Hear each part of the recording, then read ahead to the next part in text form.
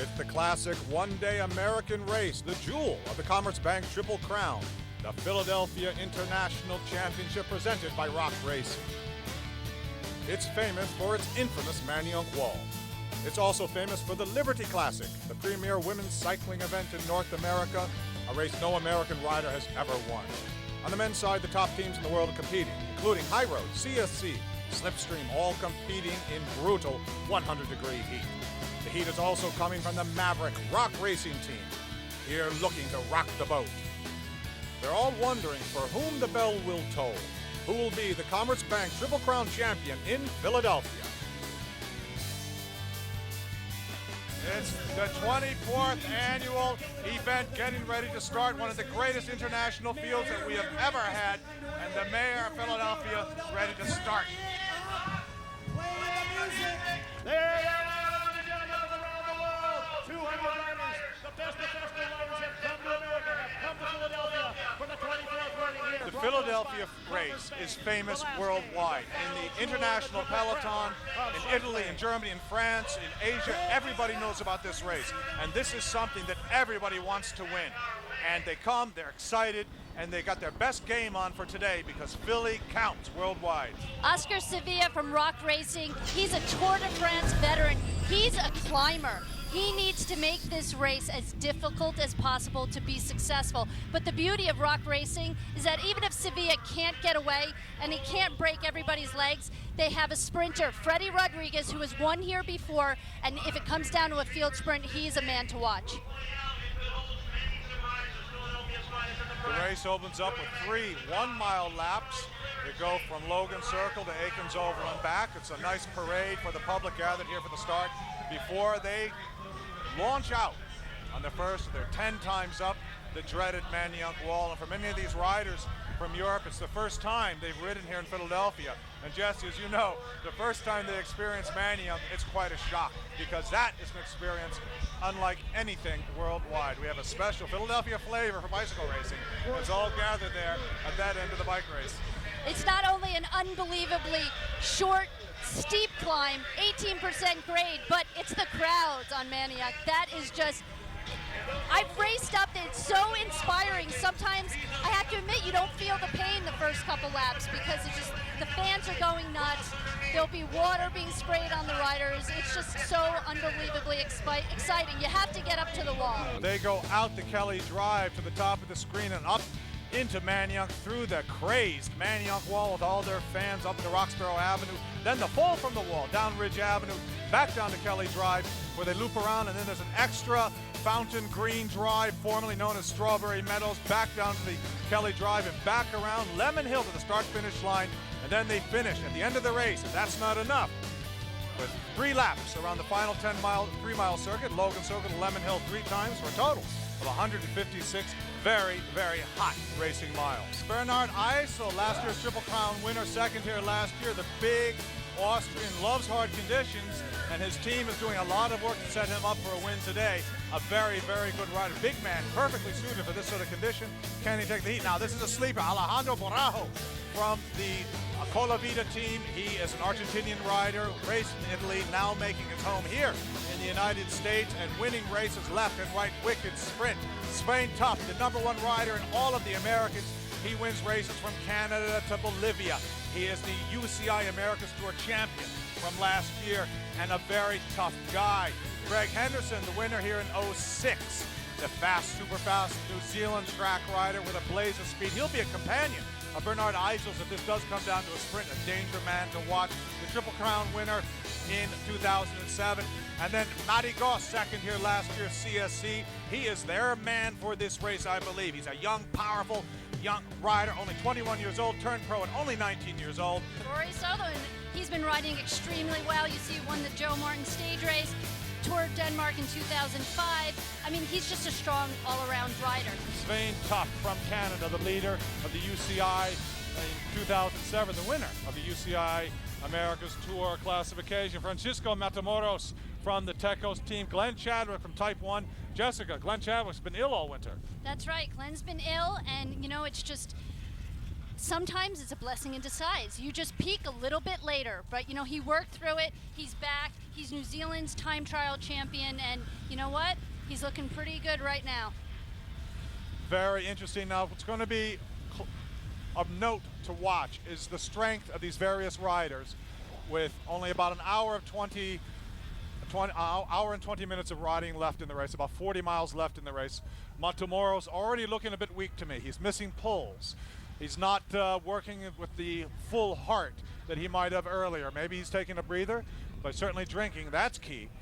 But now Tuft and Chadwick, it would be much better for them, for the three in front of Matamoros. It would be powerful enough to take his full share of the workload in front. Now, you know, from watching this team, this Mexican team over the years, they have nothing if it's not big hearts. They go, and so if he can't take his pulls, if he's not working, now we'll find out right now. Look, he's leaving a gap for Chadwick. Matamoros not working. Bad sign for this breakaway. That means instead of 3 horses driving the break, only 2 are driving the break. Next point of interest is going to be seeing who is pulling this field, who is aggressive in this field, and who will want to try to shut down this breakaway and or set up their team leaders for this penultimate assault of the Manayunk Wall. We had a 4-rider breakaway.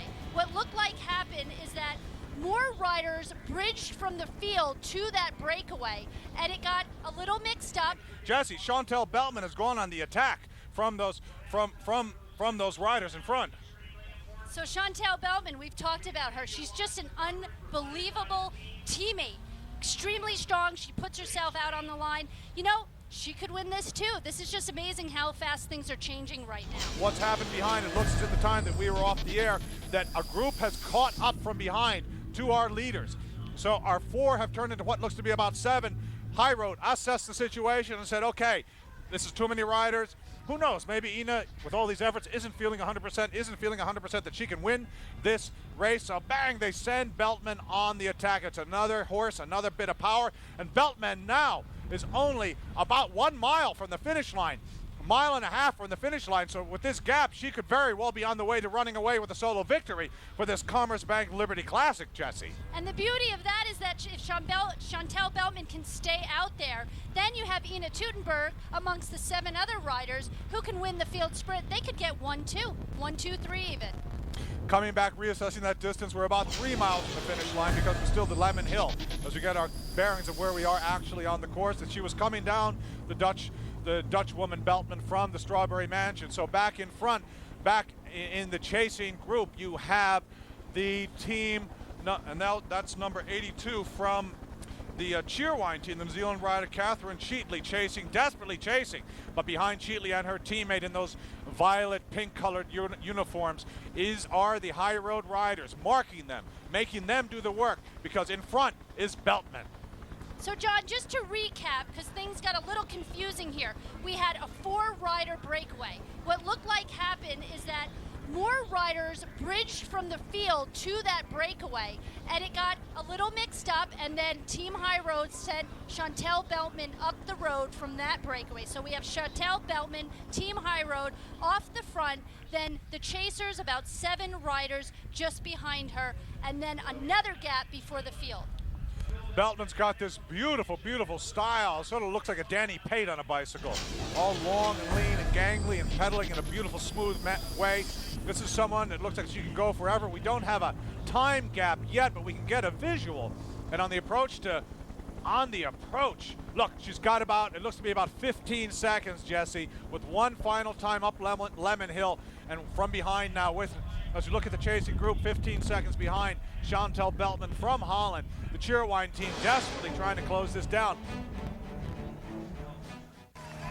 Chantel Beltman, a Dutch rider. She's just a great all-around rider. She's currently 4th in the World Cup standings, so it just goes to show how consistent and all-around rider she is. This is by far the best Liberty Classic we've ever had, because just look over their shoulders. Here comes the field. The shattered remnants of the field have found some energy somewhere, and they are chasing. So to reset, you have Chantel Beltman with about 1.5 miles to the finish, exiting Lemon Hill. On Lemon Hill, you have a chase group with 2 of her teammates in there, being led by the Cheerwine group of the Cheerwine team. About 20 seconds behind them, the chasing field. 3 groups on the road. She can win. She can win. She can win. Cheerwine collapsed on the hill. Beltman can win. She's got enough of a gap where she doesn't collapse. Chantal Beltman can finally break the grip of the German sprinters on this race, Jesse. You know, John, I agree with you. I think she could take this. I think she could hold off these riders because the chase group is now 20 seconds behind, and I just don't know if they have it. I don't know if they have it, and they sure are not getting any help from any other Team High Road rider. Dramatic stuff. Beltman holding on behind her, chasing flat out Priska Dolpman from Switzerland, the Cervelo Life Force team, the team that was so active in this race with Kristen Armstrong in the beginning, but who have come up empty-handed so far. Beltman seeing the finish line in front of her, but she knows she's got to make that oh-so-long trip all the way up the Benjamin Franklin Parkway, around Logan Circle, and back down. It seems like it's a short distance, but when your heart rate is at 180 like hers is right now, and you've been riding in this 90-degree heat, Jesse, that could be a lifetime of distance, it might seem, at that moment to her. It really is, and right now she has a tailwind, making it a little bit easier on her, but as soon as she goes around the circle into the home stretch, she is going to have a headwind, and it's going to make it that much harder. I think she's going to win this race. 1, 2, 3 of her teammates sitting in the 5th and 6th positions, controlling, making sure that the race never gets so fast. Look at them lurking in their white jerseys with the yellow and red trim on them, the High Road team, controlling this race from start to finish, letting the Cervelo team go out in front and break the race up for them. With this High Road team, there's no mystery that they're on the way to what I'm pretty sure, barring catastrophe, because you never know until the line is crossed, that this could be their 33rd major win of the year. Chantal Beltman approaching Logan Circle for the final turn around the circle, and that final finishing straightaway towards victory, towards glory, in one of the most coveted women's races in the entire world, the Commerzbank Liberty Classic.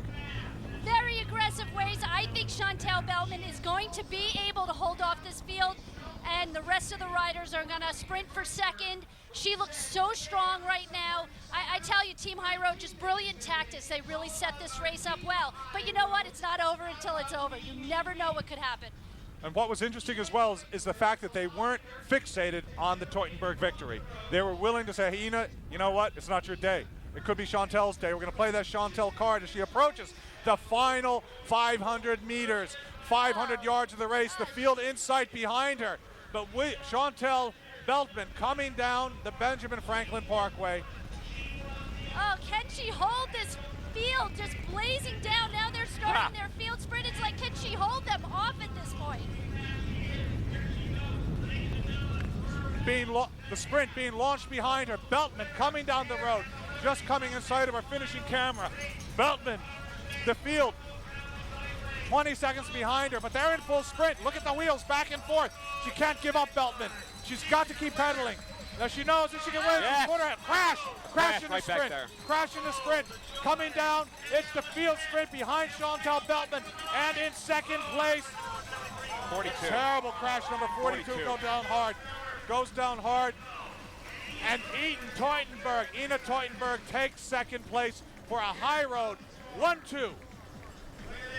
As was becoming a tradition, the crash in the final 500 meters of the Philadelphia race. And look at Teutenberg congratulating the winner, her teammate. She won it. She won 5 in a row, but you know what? She's just as happy that it was set up and her teammate won, and that is what bicycle racing is. At the end of the day, it's a beautiful, beautiful team sport. We have a hurt bike rider. Welcome back. A look at our winner, Chantal Beltman. Wins in Philadelphia in a rare solo victory, the most prestigious way to win the most prestigious race in North America. Beltman ahead of Brooke Miller, Ina Teutenberg, John McRae, and Regina Schleicher. I was lucky with the weather. It suits me well. And I think everybody was so tired at the end. The warm weather really wears you out. And well, I gave it a really, with the team we gave it a really last strong go on the last steep hill. And then we were only left with 4, and so I thought this is a chance. We have nothing to lose with Ina Teutenberg in the bunch. So it's amazing, it's so cool. Now, last time up the wall, in the front, Chadwick, followed by Swain Tuff, followed by Francisco Matamoros. Teco's team always in front, Symmetrics always in front.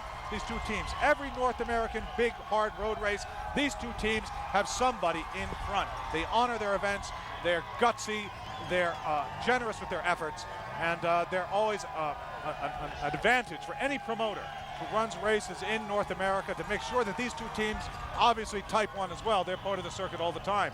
But the visitors from Canada and Mexico always welcome in the United States races because they always perform and always honor their invitations. Davide Fertini, the leader of the King of the Mountain points from the Cola Vida racing team. Jessica, no way that he can be beaten. Nobody in this breakaway except for Glenn Chadwick can score any points in that competition, but not enough. I do not believe for Chadwick to score points and beat Fertini. We have to do our calculations, but I believe that Fertini can go home with this King of the Mountains in his pocket. Tuft out of the saddle, fighting up the hill. What does this feel like last time up the hill? The amount of pain through your legs, the cramps, your lungs. This is pure, absolute, total pain. It is pure hell. Yeah, there you go. There you go. Tell it, say it like it is. You know, the Spain Top, I'm just so impressed with this ride, really. The fact that these three guys have held off the field so far, they're going to get over the top of the climb by themselves. It's just a really impressive ride so far, no matter what happens. Spain Top, 2006 National Time Trial Champion, but more importantly, the best rider, the winner of the UCI America's Tour individual competition in 2007, the best man of the Americas. Francisco Matamoros, one of these young riders that they find with this wonderful team out of Guadalajara, Mexico. The official name of the team is Tecos de la Universidad Autónoma de la Guadalajara. And it is part of a university team that has one of the great soccer clubs in all of Mexico, and this is the cycling version. Chadwick having trouble off the back. Matamoros on the attack, attacking, trying to stay on the wheel of Swain Tuft. Look at the power of the big man from Canada, the Grizzly Adams of the bicycle racing world. Chadwick getting back on, but a little sign of weakness there. But the guys made it over the hill ahead of the field. That's a major victory. That is a major victory, but Spain Top, he really looks strong considering how long he's been out there. He is the strong man in that break right now. Now up the hill, final time up the hill. Can somebody attack? Here goes Oscar Sevilla. Oscar Sevilla on the attack. We've been waiting for this the entire day. The man from the south of Spain, the man who says, I ride in 100-degree weather all the time. This is nothing for me. Being chased by Ivan Stevic, the world B champion from the Toyota United team. Look at the power of Sevilla, the man who won the Young Rider Award in the Tour de France in 2001, the strongest man of the race all week. Sevilla has been waiting for this attack all week, and now, is it too late? Is it one hill too soon? Too long? Can Sevilla do it? Does he have the power to rip this field into pieces? He won in Reading on Thursday. One of those rock guys, those bad guys. What do you mean by that? The bad They boys? cultivate this naughty boy image. Really? They rock and roll, skulls on their shirts. They have fun, and they're really entirely welcome for many of us in the sport. They're lighting things up. They've got new ideas. They're making it interesting. There's always film crews and helicopters. They're like rock stars walking around.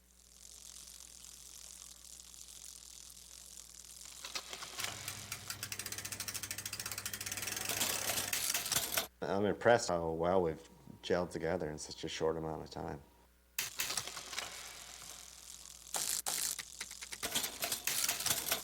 We're such competitive beings. Lo que formamos es un equipo, que lo que queremos es que Rock and Republic Pro Racing este año sea el equipo revelación del 2008. O sea. Sevilla, Tyler, Botero, and me, and also Freddy. So we were together in Europe and now together in America. I think it's we'll see. I mean, we know we learn too many things. So now we're gonna put together all those things in this real team.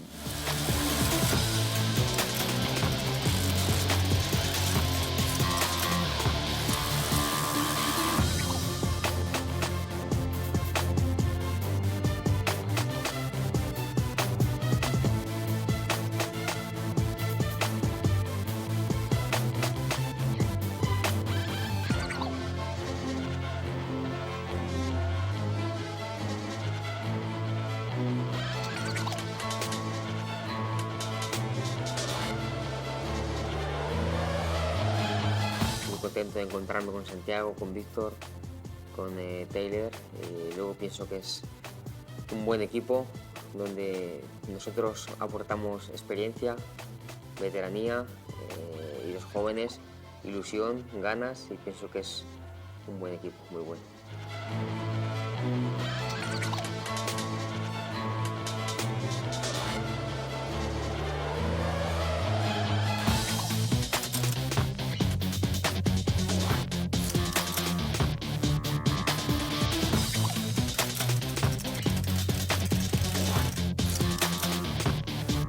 It was about creating something special, something different, something that's not ever been done in the sport of cycling.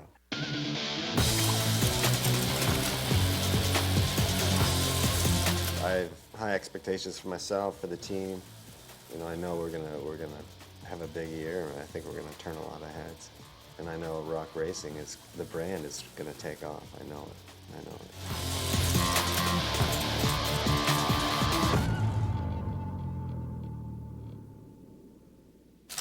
It's all about Rock Racing. Now they've gotten a gap on the field. High road rider waving around. Was Sevilla's attack enough to open up this field? 1, 2, 3, 4, 5, 6. Oh, I see a lot of bike riders there. I see a lot. I don't know if it was enough. I don't know if it was enough to open up this field, to crack this field. They're exhausted. It's long, it's hot, but Jesse, they're not cracking. The field cannot crack. I agree with you, John. I mean, it was a great move by Sevilla, but I just don't know if it was enough. He needed a little more climb. You know, he needs more to really crack these riders, and I think the moves had to be made a little bit earlier. John, in your opinion, if it does come down to a field spin, who are you thinking? What are your... There are a lot of riders that can be in there. Now, you take a look to see who's left in the field and who's going to have some fresh legs. A rider we haven't seen all day who can go really quickly in a race like this was fourth last year. It's an Argentinian from the Colavita team, Alejandro Borajo. He is really quick. He's a sleeper. Not many people know him within the Tour de France level teams. Team High Road, of course, they've got Bernard Eisel, who was third last year, behind Matthew Goss and JJ Haedo. Speaking of Matthew Goss, he's still in there, Team CSC, the 21-year-old phenomena out of the CSC team. He has a real turn of speed, grew up in the track, junior world Madison champion, one of those tough Australian track rider types. He'll be up in there. The interesting thing to me is in the past, like last year, we knew JJ Haedo was the fastest guy out there, and if it came down to a field sprint, he'd be right up there. But there's a lot of guys that are very fast, but nobody sticks out in my head as being a dead ringer to win a field sprint. And there's always the enigmatic Freddie Rodriguez. Will he have the form? Will he not? You never know. He can drop out, feel bad, this hurts, that hurts, and all of a sudden, one day, in a big bike race, Fast Freddie is back. And I'm feeling Rock Racing for some reason. I feel this could be Freddie's race. You know, he hasn't had that big win yet this year, so I think he's really, really hungry for it, and I know he loves this race. He loves coming to Philadelphia, and that would just be just cap off his year, really. And the thing about a sprinter is they can be dead on their feet, exhausted, nothing left, dead to the world, hanging on by their fingernails to the field, and all of a sudden they smell the finish line, and something happens to them. And this is what defines a sprinter. And all of a sudden they come alive. They come alive and they win. And no one can explain why they do it, but they just do. Now the field's catching. The field is catching the breakaway. As soon as that started to happen up Lemon Hill, Svein Tuft made his move. I'm telling you, this guy still has something in his legs, and it's pretty amazing after being in this breakaway for so long. Svein Tuft attacks, drops his two breakaway companions 3 more times up Lemon Hill after that. Tuft not content to be absorbed. Tuft showing why he was the great rider of the Americas in 2007, winning the U.S. Open in snow conditions. Freezing conditions in April of 2007, showing himself to be the best all-around rider in North, South, and Central America, and now on the attack in almost 100-degree heat, refusing to give up, and just hoping against hope that something will happen behind him. Svein Tuft, a man with character. That's the very least we can say. I mean, it really was a great move, because basically what happens is the field catches the 2 riders, and they sort of relax, forgetting that third rider that was in the break slipping away off the front. It really is a brilliant move at this point. Svein Tuft, if you're a team director out there, this is a guy you want on your team, because he will not only win races for you, get you on TV, but he will inspire your entire team to higher levels by the way he acts. there will be some riders in that field that don't realize at this point that there's another rider up the road still. Look what he's got a gap. He's opened things back up. He hasn't quit. He's opened things back up. Swain Tuft, a Hail Mary play, going for it. What else does he have to do? Quit? No, he's going for it. Go, man. Don't look around. Go. If he could do this, it would be an absolutely amazing win. There are not many riders that have won this race after being out in a breakaway for as long as he has. We're waiting for the points calculations. We talked about Glenn Chadwick challenging for the King of the Mountains classification, but there are double points on Lemon Hill. And Swain Tuft, even if he is caught by the field, and they are in sight, and they will catch him eventually, Tuft is trying to get to the top of Lemon Hill ahead of them to score those points and maybe go home with a consolation prize as Tuft approaches Lemon Hill.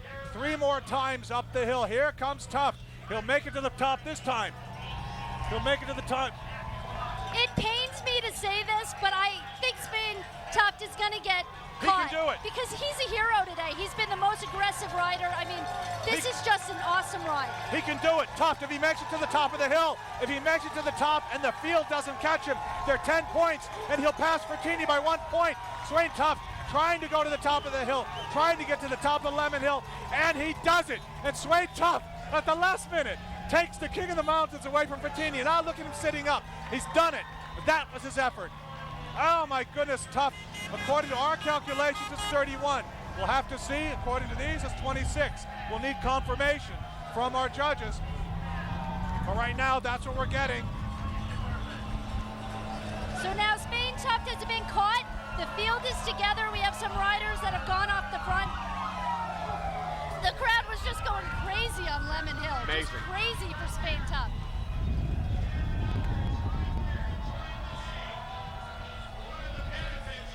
All right, now everything's splitting up on Lemon Hill. This is where things get nasty, because if you can win, this is the place and time to do it. If you're not a sprinter, if you're not someone working for a sprinter, you had better go on the attack if you have any hope of winning this race in Philadelphia, the Commerce Bank Philadelphia International Championship. They're all over the road trying to get to the front. BMC goes on the attack. The BMC Swiss-sponsored cycling team, based out of California, sponsored by BMC Bicycles and Assos Clothing. But look at the speed of the field all stretched out behind. Try to identify this BMC rider that's making... Number 38 from the BMC team, that is Jeff Lauder, a former European rider, now back on the American circuit, an American rider. Sharpened his skills in Europe, back trying to make it. There's a big rider from Sparkasse. Is that Schillinger? Number 185, we've been talking about Andreas Schillinger from Germany. A big, strong, elegant rider looking for that last-minute breakaway. Anything but a sprinter, but he does have a teammate in the back, Eric Baumann. Look, they do have a gap on the field. And right now, this close to the finish line, with less than 7 miles to the start, to the end of this bicycle race, every little gap matters. Every little attack matters, because you never know which one will stick. You really don't know which one will stick it at this point. I don't think that this is going to be the one, but it's just making the race so hard. And as soon as they're caught, there'll be a counterattack after that, and a counterattack until you have the final rider sprinting to the line. Have the fitness in your legs after 155 miles with 6 miles to go. If you still have something in your legs or not, this is when you'll show it. And look, inch by inch, Jesse, they seem to be pulling away, and they've been joined by a Slipstream rider, and I do believe that Slipstream rider is Mike Friedman from Emmaus, Pennsylvania. Originally a Pittsburgh through and through, a Pennsylvania boy.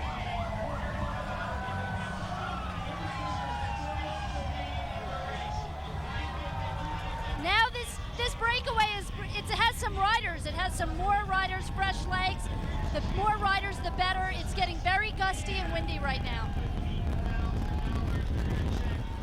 Toyota United in the front.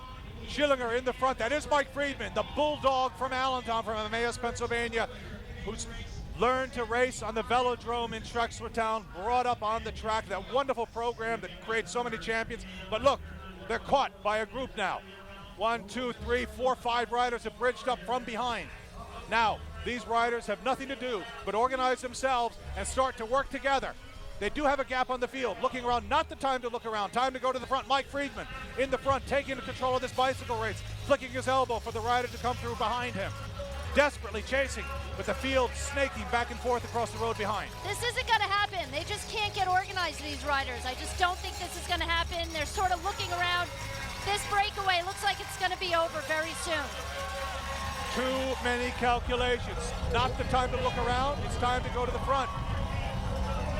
Looking for their sprinters. Obviously looking for a team leader to work for. Obviously that rider not in the position he's supposed to be in. Obviously he is looking for a sprinter to bring to the front. But in that moment of hesitation, riders sneak off at the front and a breakaway is reformed.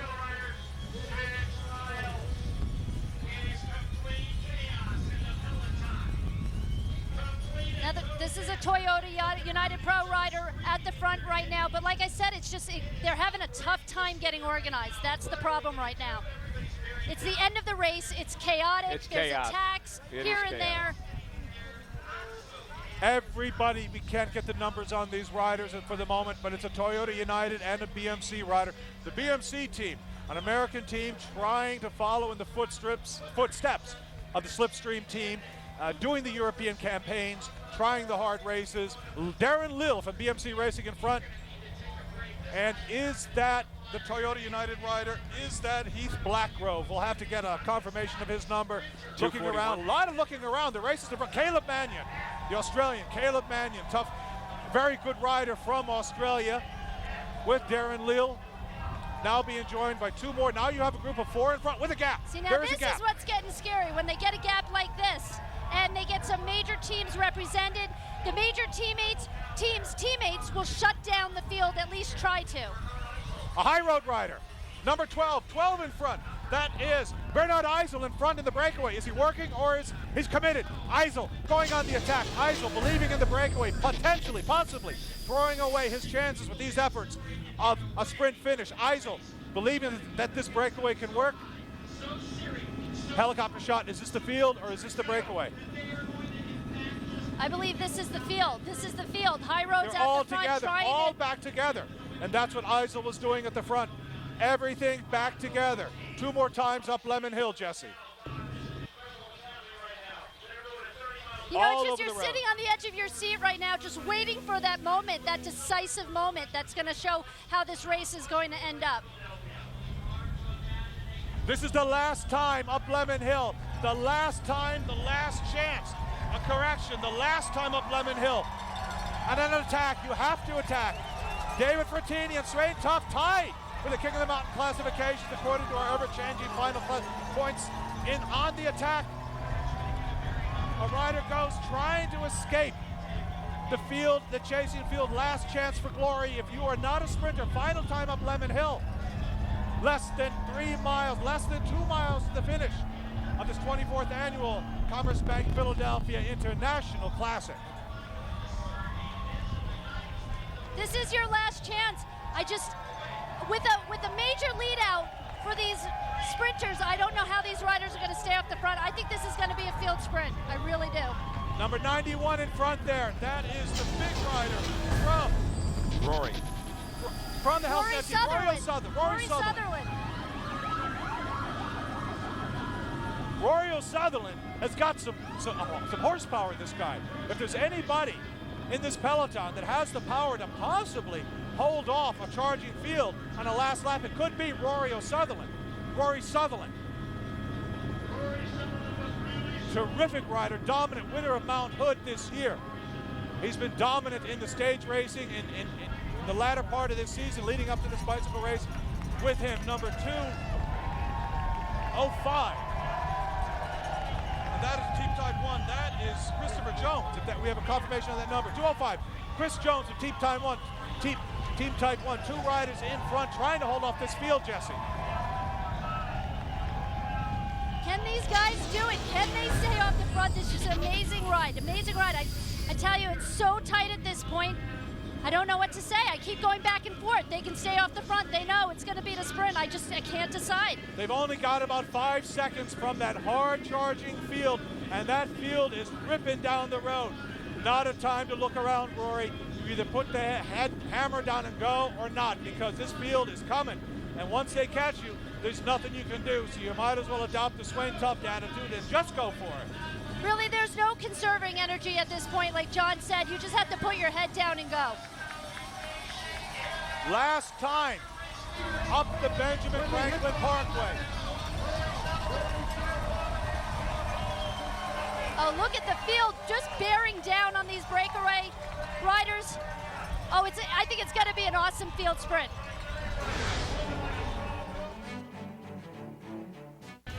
Rory Sutherland, Glenn Chadwick in front, trying to hold off this charging field. And now, with this much distance to go in the field, in the race, the lead-out train of Team High Road, of CSC, they have got to calculate. They have got to calculate to see which train, as they call it, when you line up your entire field at the front to set it up for your sprinter, which train will take the lead and when will they take it? How will they measure their effort, Jesse? You know who we haven't talked about is Ivan Dominguez much. Another fast rider on Toyota United Pro, and you can make sure that they're going to try to set him up for the sprint. This is going to be a battle of the sprinters. Bell lap, the great tradition of bicycle racing. A bell is rung on the last lap. That's the bell lap. Rory Sutherland, Chris Jones trying to hold off a charging field, but they're right on him.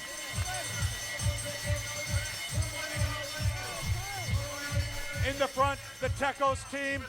Toyota United pulling out the sprint. That means they have a sprinter in the race. That means Ivan Dominguez could very well be in that race still. And if Ivan Dominguez is in there, the Cuban Missile, the winner of so many races over the past decade, Cuban national champion, Pan Am Games champion, Tour of California wins, Tour of Georgia wins. Ivan Dominguez, a real danger man in this race as they approach the finish line. The last lap around Lemon Hill, the last time up Lemon Hill, for certain the last time, and the race becomes more and more dramatic.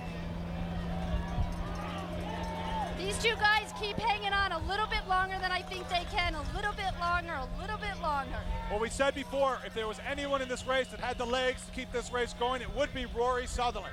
And look at him, power, strength, commitment.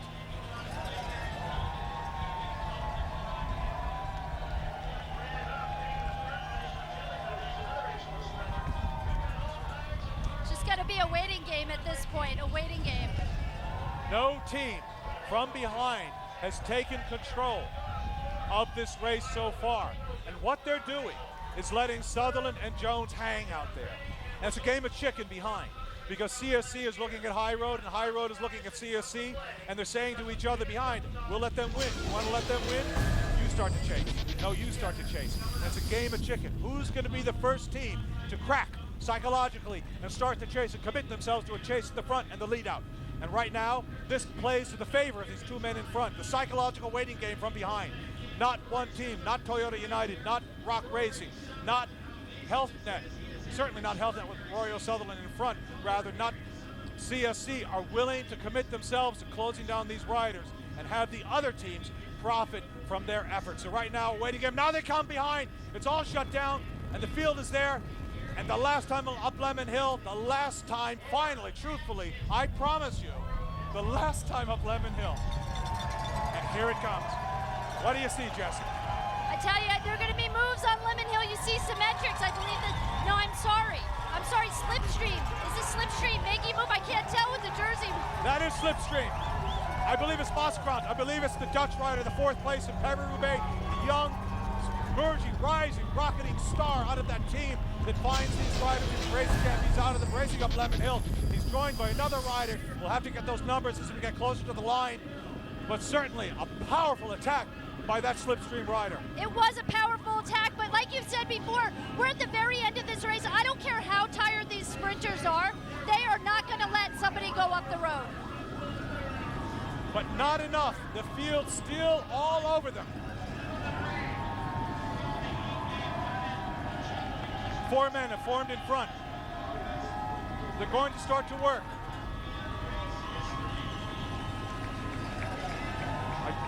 It's a Rock Racing. It's a High Road. But behind, here comes the field. And ladies and gentlemen, we thought it was going to be a field sprint. and it certainly appears to be setting up that way. Ivan Stevic in the front, controlling an attack on the left side of your screen. A high road attacks on the left side. This is dangerous. This is close to the finish of the race. He's committed. Maybe not waiting for the sprint. High Road's not banking on one rider. There just seems like they're sending riders up the road. They have a couple strong riders, and they're just going to each have a really good shot of winning.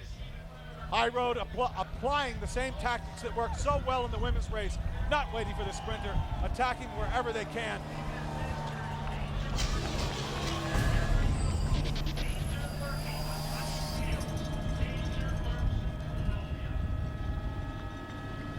This is it. The lead-outs are going to start to get organized. Ivan Stevic, Toyota, taking up the charge. Ivan Stevic getting a bit of a gap. Ivan Stevic, the champion of the world for the B nations, for the non-traditional cycling nations. Ivan Stevic doing one thing or another, trying to close the gap. But look, the High Road rider has escaped. The High Road rider has a gap. He's going for it. The High Road rider, and it is number 17. Vicente Nemo Reigns, the Spaniard from High Road. The man for all our fans in Manlleu who owns a bar in Mallorca, Spain. He owns a bar. It's his off-time job. And he needs a beer. He's on the attack. He's trying to get to the finish line ahead of everybody. Now High Road taking the sting out of the other teams. High Road putting their man Reigns on the attack, forcing the other teams to chase. And Reigns, a High Road rider, a great classics rider, a rider of Paris-Roubaix, a rider of the Tour of Flanders. Reigns opening up a gap, trying to be a solo winner in this bicycle race. Closing up behind. Here comes the field behind. Oh boy. This is the field sprint. Look at them go. And now the last time around Logan Circle. A reduced field, but we are on our way to yet another field sprint. Rock Racing in front, Oscar Sevilla, Kelly Benefice, they have a good rider, Alex Candelario, but he's awfully near the front. They're coming less than a kilometer to go. Sevilla in the front, Candelario being led out by his teammate. Now here comes the sprint. It is launched. For the past 3 times we've had crashes. Let's hope this doesn't have a crash this time. The sprint is launched. HealthNet leading out the sprint. They don't have Menzies. And they're all over the road. Leading out. HealthNet trying to set up the sprint. Sevilla, here comes a rider. Here comes a Rock Racing rider. HealthNet. It is a High Road rider. Sevilla on the outside. Oh my! Outside. It is a High Road rider wins the race. It is number 5 in the CSC. It is Maddie Breschel. Maddie Breschel back from a knee injury. Maddie Breschel, CSC, pulls off their 2nd consecutive win here in Philadelphia. And with no teammates left, Maddie Breschel wins ahead of Kurt Colby, Freddie Rodriguez, Bernard Eisel, and Alex Candelario. It's my first victory this year, so it's an important victory. It's good for the morale, and our sponsor is American, and I know it's an important race for them, and we come over here for winning, and that's what we did. So. And that certainly is what they did. Maddie Breschel coming back from a career-threatening injury to win the biggest race of his career. But what a day of drama and great performances. Chantal Beltman attacking and winning alone. Maddie Breschel winning that fantastic sprint. It's been a wonderful day at the races. We'll see you next year for the 25th anniversary of the Commerce Bank Philadelphia International Championship presented by Rock Racing. So for Jesse Greco, I'm John Eustace. So long.